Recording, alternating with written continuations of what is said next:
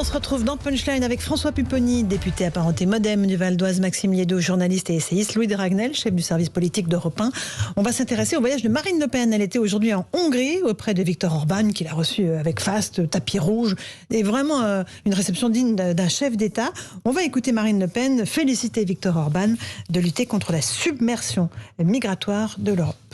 Vous avez fait le choix courageux de préserver votre beau pays de la submersion migratoire que veut organiser l'Union européenne. Le signal de lucidité et de courage que vous donnez à l'Europe et au monde est pour tous les patriotes de notre continent un fraternel et bienfaisant encouragement. François Pupponi, pourquoi vont-ils tous, Éric Zemmour y était il y a quelques semaines, voir Orban, qui est le leader souverainiste de l'Europe? Il y a deux raisons. La première, c'est effectivement d'aller voir un souverainiste qui dirige un pays dans l'Europe, donc qu'on peut, en étant dans l'Europe, s'opposer quand même à la politique de l'Union européenne, en étant à l'intérieur. Et puis deuxièmement, je pense que pour Marine Le Pen, elle a un petit problème de financement quand même. Donc, mais elle va chercher des financements en Hongrie? Trouver des banques en Hongrie qui vont être capables de... mais elle n'a pas le droit, elle n'a plus le droit, on ne peut plus. Ils peuvent trouver des financements, mais elle a un petit problème de financement. D'accord. Voilà. Maxime, d'après les informations que j'ai eues aussi, c'est qu'elle a aussi quelques intérêts de ce côté-là, parce qu'il faut qu'elle finance sa campagne. Rappelez-vous les difficultés qu'elle avait eues la première fois. Mais là, voilà. Donc, il y a aussi peut-être cet aspect-là. Maxime Liédot, Orban, c'est pas anecdotique non plus, c'est pas banal. Enfin, c'est tout sauf banal, mais ça s'inscrit dans une actualité européenne qu'on voit depuis des semaines. Il y a la Pologne d'un côté, la Hongrie de l'autre. On peut voir ça sur le prisme d'avoir une stature internationale pour Marine Le Pen. Mais à mon sens, il y a deux choses. Il y a en effet Hongrie, Pologne, les différentes, on va dire, infractions qui sont faites à la démocratie récemment. La Pologne, on sait que c'est l'indépendance de la justice, les problèmes des médias, les droits des LGBT, un peu pareil en Hongrie également. Mais il y a l'autre aspect qui est l'aspect, on va dire, européen, à savoir que est-ce qu'on peut être dans l'Europe en critiquant la primauté du droit européen sur les lois fondamentales, puisque c'est en effet le bras de fer qui est en train de se faire entre d'un côté la Pologne, d'un côté l'Union européenne, et je trouve ça très intéressant. Et ça sera un fil rouge de la présidentielle, à mon avis. Si c'est le cas, je l'espère, parce que en tout cas, c'est pas du tout ce qu'on voit. Je pense à une interview de Clément Beaune dans Libération lundi dernier qui expliquait... pointu, hein. Très pointu. À la page 2, exactement, en bas. Très pointu, qui expliquait que poser ces questions, c'était mettre le doigt dans un engrenage qui allait faire monter les extrêmes. Donc encore faut-il que ce débat soit possible en France, je l'espère en tout cas. Louis de Ragnel. Ce débat en fait a déjà commencé en France, puisque à la suite de la décision polonaise, ce débat notamment s'est invité dans la campagne des Républicains. Ouais. Et on voit bien Michel Barnier, qui est quand même pas le premier souverainiste français parmi tous les autres candidats, même s'il s'y est progressivement converti, tous les autres candidats, Éric Ciotti, Xavier Bertrand, parlent même de la primauté du droit français sur le droit européen. A-t-il réellement été posé? J'ai l'impression qu'il s'est hystérisé, parce qu'en effet tout le monde a mis sa petite, mais je suis pas sûr que ce soit réellement posé. C'est-à-dire que j'ai pas entendu réellement un débat de fond avec des propositions, j'ai pas entendu de gens qui ont dit écoutez, ça fait quelque temps qu'on a délégué l'agriculture, l'industrie à l'Union européenne, et par exemple personne à droite, de tout ce que j'ai entendu, de tout ce que j'ai lu, n'a rappelé qu'accessoirement, en 2005, on avait voté contre la Constitution européenne, et que accessoirement en 2007, passait comme une lettre à la poste au Parlement. En fait, ça paraît des sujets. Alors, il y a une bascule en fait qui s'est quand même produite. C'est-à-dire que là, vous avez raison, c'est qu'avant, on abordait cette question sur des sujets très précis, la politique agricole commune, on parlait de la Cour de justice de l'Union européenne,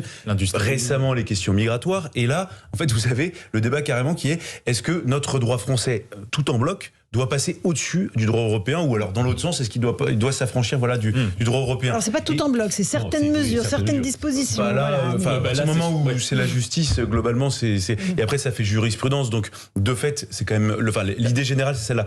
Mais pour revenir au déplacement de Marine Le Pen, moi ce que je trouve intéressant, c'est qu'effectivement, donc elle a vu le Premier ministre polonais la semaine dernière. C'est ça, vendredi dernier. Et absolument, et d'ailleurs Emmanuel Macron du coup voit le président polonais demain. Ça va être un sujet très important. Et donc il réfléchit à les voir. Voilà. Et donc Emmanuel Macron, il regarde quand même de très près ce qui est en train de se passer avec Viktor Orban et les Polonais, et donc Marine Le Pen, parce que il faut pas oublier qu'il va présider l'Union européenne, donc il marche sur des œufs. Il marche sur des œufs parce qu'il se dit si je les exclue trop vite, on va me traiter de diviseur. C'est pas moi qui vais fracturer l'Union européenne. Et si je suis trop bienveillant avec eux, on va me dire tu laisses se fracturer l'Europe de l'intérieur, justement avec le rétablissement de ses souverainetés. Donc Marine Le Pen, c'est là où c'est assez malin pour elle. Le timing est assez bon. Certes, elle arrive un mois après Éric Zemmour. Mais donc elle arrive, elle se pose, vous l'avez dit, elle a été reçue avec un rang de chef d'État. Quasiment. Et quasiment aussi, 2 drapeaux français derrière elle, 2 drapeaux hongrois et pas de drapeau européen. C'était assez intéressant. Et donc voilà, donc tout l'enjeu pour elle, c'est de se démarquer d'Éric Zemmour, ça on l'a dit. Donc elle a été reçue en tant que politique, là où Éric Zemmour c'était vraiment plus les codes d'un intellectuel. Il allait à un sommet sur la démographie. Elle a eu le droit à une conférence de presse commune. C'est pas du tout le même statut.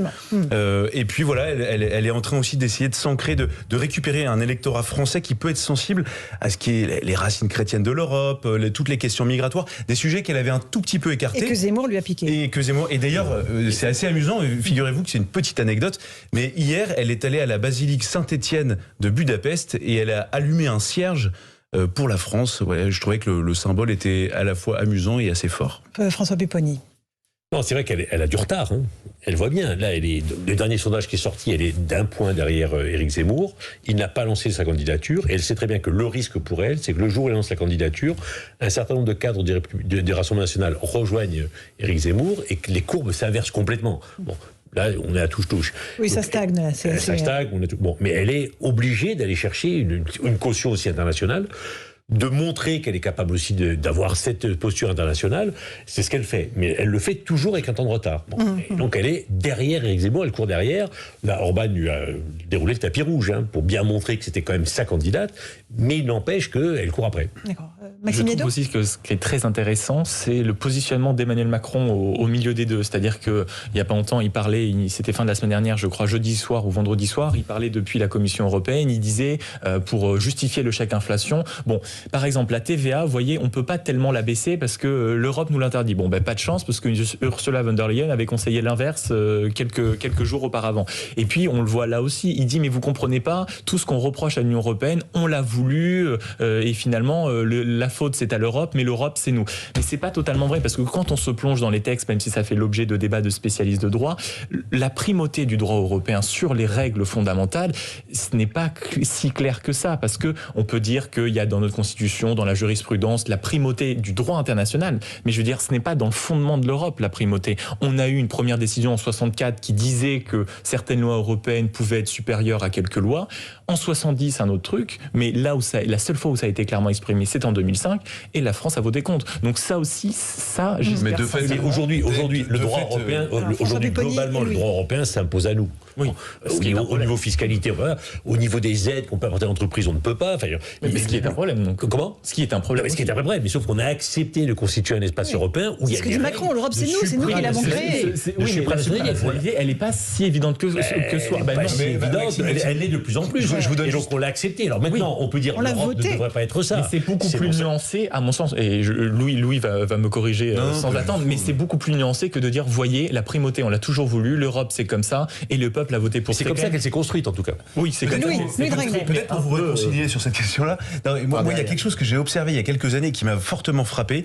Vous savez, à chaque fois qu'il y a des transpositions de directives européennes, donc qui sont votées à l'Assemblée nationale et au Sénat, moi j'ai été frappé parce que les parlementaires français votent de manière extrêmement zélée toutes les directives de l'Union européenne, et parfois même en rajoutant comme s'ils voulaient montrer à l'Union européenne à Bruxelles qu'ils étaient des très bons élèves. Et souvent ça se rajoute par des normes qui nous... Et du coup en fait c'est assez...